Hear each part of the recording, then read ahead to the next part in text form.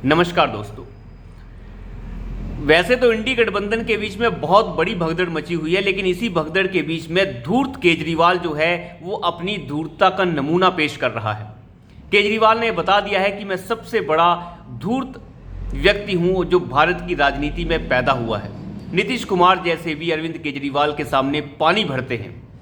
साथ ही बात करेंगे कि कैसे प्रधानमंत्री मोदी ने सुप्रीम कोर्ट की 75वीं वर्षगांठ के दौरान D.Y.. Chandrachud chief justice of India के साथ मंच साझा किया और कैसे डी.वाई. चंद्रचूड़ ने ये साफ कर दिया कि सुप्रीम कोर्ट अब जो है वो जनता के साथ है। उन्होंने वो सारी कमियों को भी अपने शब्दों में बयान किया जिन कमियों को कई दिनों से सरकार जो है सुप्रीम कोर्ट के साथ डिस्कस कर रही है। पहले बात करते हैं अरविंद केजरीवाल की। ये सबसे बड़ा धूर्त इंसान है, धूर्त राजनीतिज्ञ है इस भारत की राजनीति का। अरविंद केजरीवाल हरियाणा में गए हुए थे और हरियाणा के जींद में उन्होंने ये बयान दिया अपने मंच से खड़े होकर कि इंडी गठबंधन के साथ हम खड़े हैं, लेकिन सिर्फ लोकसभा चुनाव के लिए। जैसे ही हरियाणा में लोकसभा चुनाव खत्म हो जाएंगे और विधानसभा चुनाव होंगे तो हम इंडी गठबंधन से बाहर हो जाएंगे, यानी विधानसभा में हम अलग से चुनाव लड़ेंगे। कभी आपने सोचा है कि इस तरीके से होता है? अरविंद केजरीवाल का कहना है कि लोकसभा चुनाव के दौरान हम इंडी गठबंधन के साथ हैं और हरियाणा में हम कांग्रेस से सीटें लेंगे, लेकिन जैसे विधानसभा चुनाव आएंगे तो हम जो है कांग्रेस के साथ नहीं रहेंगे, हम इंडी गठबंधन से बाहर हो जाएंगे। हरियाणा के अंदर लोकसभा की लगभग 10 सीटें हैं और 10 सीटों के ऊपर केजरीवाल की नजर है। उसे पता है कि वहां पे उसका कोई लेना देना नहीं है। पिछली बार जब विधानसभा चुनाव हुए थे तो केजरीवाल के सभी उम्मीदवारों की वहां पे जमानत जब्त हो गई थी, लेकिन केजरीवाल को लगता है कि लोकसभा चुनाव में भी उसे कुछ ना कुछ मिल सकता है। इसलिए अरविंद केजरीवाल चाहता है कि दिल्ली से सटे हुए कुछ इलाकों की जो टिकटें हैं उन्हें कांग्रेस पार्टी हमें दे दे। हालांकि हुड्डा कभी ये होने नहीं देंगे, क्योंकि हुड्डा जो है आपको पता ही है कांग्रेस के अंदर हुड्डा की बहुत ज़्यादा चलती है। राहुल गांधी भी उनके सामने कुछ बोल नहीं पाते हैं। वैसा ही खेल है कुछ जैसा अशोक गहलोत का है। लेकिन केजरीवाल की धूर्तता आप देखिए कि पंजाब के अंदर कहता है कि कांग्रेस पार्टी को हम एक भी टिकट नहीं देंगे लोकसभा चुनाव के अंदर, लेकिन यहां पे हम जो है सभी सीटों पर लड़ना चाहते हैं। पंजाब के अंदर हम कांग्रेस को एक भी सीट पर नहीं लड़ने देंगे, यानी कि इंडी गठबंधन नहीं चलेगा, लेकिन हरियाणा में चलेगा। लेकिन जब विधानसभा चुनाव होंगे तब नहीं चलेगा। अंदाजा लगा के देखिए इस आदमी की धूर्तता का। नीतीश कुमार भी इसकी धूर्तता के सामने फेल है। अरविंद केजरीवाल को पता है कि विधानसभा में बहुत ज़्यादा कुछ सीटें मिलने के आसार हैं, ज़्यादा वोट प्रतिशत मिल सकता है, इसलिए वो चाहते हैं कि वो विधानसभा में कोई गठबंधन न करे, लेकिन लोकसभा में गठबंधन कर ले कांग्रेस पार्टी के साथ। तो इस तरीके की जो धूर्तता है अरविंद केजरीवाल की, ये हमें सामने को देखने को मिलती है। अभी वो सुंदरकांड के पाठ करवा रहे हैं और बता रहे हैं कि सुंदरकांड के पाठ के साथ वो कितने बड़े जो हैं राम भक्त हैं। अंदाज़ा लगा के देखिए, ये वही व्यक्ति है जो कहता था कि राम के मंदिर बनाने से क्या हो जाएगा, मंदिर बनाने से कुछ नहीं होगा, हमें जो है तरक्की करनी है, हमें कॉलेज बनाने हैं, हमें स्कूल बनाने हैं। तो राम के मंदिर के साथ स्कूल और कॉलेज को कंपेयर करने का मतलब क्या है, ये आप समझ लीजिए कि इंसान अब सुंदरकांड के पाठ करवा रहा है। खैर, अरविंद केजरीवाल की धूर्तता जो है उसके बारे में अब सबको पता चल ही चुका है। अब अरविंद केजरीवाल की विश्वसनीयता बची ही नहीं है। वैसे भी ये इंसान अब भागता फिर रहा है, छुपता फिर रहा है, इसे पता है कभी भी गिरफ्तारी हो सकती है। और वैसे भी गिरफ्तारी से बचने के लिए अरविंद केजरीवाल के पास कोई रास्ता नहीं है। मुझे नहीं लगता भाजपा को जो है इसे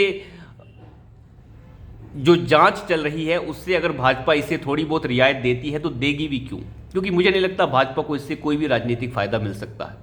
तो इसलिए अरविंद केजरीवाल को जेल जाना होगा। अब बात करते हैं कि कैसे जो है डी.वाई. चंद्रचूड़ ने 75वीं वर्षगांठ के दौरान प्रधानमंत्री मोदी के मंच साझा करने के साथ साथ जो कहा वो बड़ा ज़्यादा अहम है।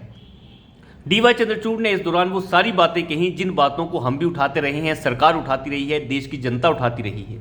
उनमें से एक सबसे बड़ी बात यह है कि डी.वाई. चंद्रचूड़ ने साफ किया जिस तरीके से सुप्रीम कोर्ट में बहुत ज़्यादा छुट्टियां होती हैं, गर्मियों की छुट्टियां होती हैं, उसके बाद अगर आप देखिए तो क्रिसमस और दिवाली के दौरान 2-2 हफ्ते की छुट्टी होती है, तो आप मान के चल सकते हैं कि सुप्रीम कोर्ट लगभग 2-2.5 महीने तो पूरा साल में बंद ही रहता है। तो इतनी सारी छुट्टियों के मामले में सुप्रीम कोर्ट के डी.वाई. चंद्रचूड़ ने यह साफ किया है कि हम इन छुट्टियों के जो पूरा का पूरा विस्तार है इसके ऊपर विचार कर रहे हैं कि हमें इन्हें जो है किस तरीके से कम करना है, क्या करना है, और इनके बारे में हम एक गंभीर चर्चा करने के लिए तैयार हैं। अब देखिए कितनी बड़ी बात है अपने आप में ये।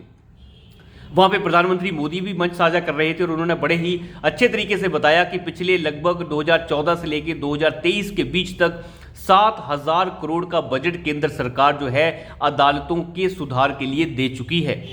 आप अंदाज़ा लगा के देखिए, 7,000 करोड़ का बजट केंद्र सरकार अदालतों के सुधार के लिए दे चुकी है और इसमें 800 करोड़ का जो बजट है वो सुप्रीम कोर्ट के जो भवन है उसके लिए दिया गया है।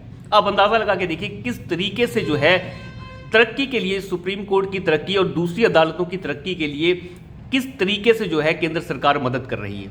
और साथ ही साथ थोड़ा सा व्यंग्यात्मक तरीके से भी और थोड़ा सा चुटकी लेते हुए भी वहाँ पे प्रधानमंत्री मोदी ने डी.वाई. चंद्रचूड़ से ये कहा कि जिस तरीके से बजट हम 7,000 करोड़ का अदालतों के लिए दे रहे हैं, कहीं ऐसा ना हो कि विपक्ष जो है एक पीआई लेके पहुंच जाए सुप्रीम कोर्ट के अंदर, जैसे कि जो पार्लियामेंट के लिए पीआई पहुंच गई थी सुप्रीम कोर्ट के अंदर कि ये पार्लियामेंट नहीं बननी चाहिए, ये वाली कि इस पार्लियामेंट की आवश्यकता नहीं है। कहीं ऐसा ना हो कि कई विपक्षी दल जो हैं ऐसी पीआईएल लेके पहुंच जाएं कि ये तरक्की नहीं होनी चाहिए, अदालतों की तरक्की नहीं होनी चाहिए, ये बजट गलत है। तो ऐसा भी हो सकता है। खैर, ये बातें तो अपनी जगह हैं, वो एक तरीके की चुटकी लेने वाली बात थी, लेकिन प्रधानमंत्री मोदी ने वहाँ पे ये बिल्कुल स्पष्ट किया है कि अदालतों की वजह से ही हमारे जो लोकतंत्र है, लोकतंत्र को अदालतों ने बहुत ज़्यादा मजबूत करने का काम किया है। जितनी भी सशक्त न्याय व्यवस्था है उन्होंने लोकतंत्र को मजबूत किया है। तो ये सब बातें जो हैं प्रधानमंत्री मोदी ने कही और वहाँ पे उन्होंने अदालतों को विकसित भारत का आधार भी बताया। ये सब बातें एक तरीके से आप कह सकते हैं सब के सब जितने भी लिब्रांडू और जितने भी ये खैराती मीडिया हैं और दलाल पत्रकार हैं, चीनी दलाल जितने भी हैं, उनको परेशान करने वाली हैं, क्योंकि उन्हें लगता है कि कैसे डी.वाई. चंद्रचूड़ जो हैं वो प्रधानमंत्री मोदी के साथ मंच साझा कर सकते हैं। उन्हें लगता है कि मंच साझा कभी होना ही नहीं चाहिए। क्यों नहीं होना चाहिए? इस देश का प्रधानमंत्री क्या डी.वाई. चंद्रचूड़ यानी चीफ जस्टिस ऑफ इंडिया के साथ नहीं बैठ सकता? तो लेकिन इन लोगों को इस चीज़ से तकलीफ होती है। इन्हें लगता है कि नहीं, ऐसा नहीं हो सकता। इस देश के जनता द्वारा चुना हुआ राष्ट्र अध्यक्ष, हमारा आप कह सकते हैं सरकार का अध्यक्ष, वो क्या न्याय की व्यवस्था का सबसे बड़ा जो व्यक्ति है उसके साथ मंच साझा नहीं कर सकता? तो मुझे लगता है कि एक तरीके से बहुत अच्छी शुरुआत थी और डी.वाई. चंद्रचूड़ ने प्रधानमंत्री मोदी को अंबेडकर साहब की एक छोटा स्टैच्यू भी गिफ्ट किया है। ये अपने आप में बहुत अच्छी बात थी और मुझे लगता है कि इस तरीके की बातें होती रहनी चाहिए और संवाद बना रहना चाहिए।